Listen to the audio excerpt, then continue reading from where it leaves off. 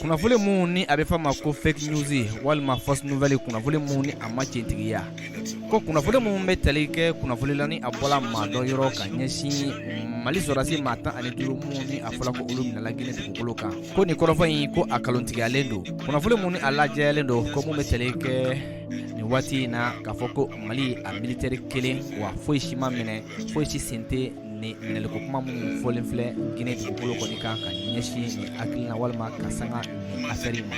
mun ni y'a ta k'a lajɛ kunnafoni kolon don walima kunnafoni minnu don a ma tiɲɛtigiya mun ni hakilina wɛrɛ t'a la ka se ka jamanadenw kɔni bila fili hukumu kɔnɔna la o kɔfɛ ka tila ka anw ka sɔrɔdasi tigilamaw bɔ o taabolo fana kan ka hakilisigi di jamanadenw ma k'a fɔ Mali ani Guinée o ye jamana fila ye minnu kɔni bɛ baara kɛ ɲɔgɔn fɛ kabi o waati la wa bɛɛ k'a fɔ a gouvernement fila fana bɛnkan don ka baara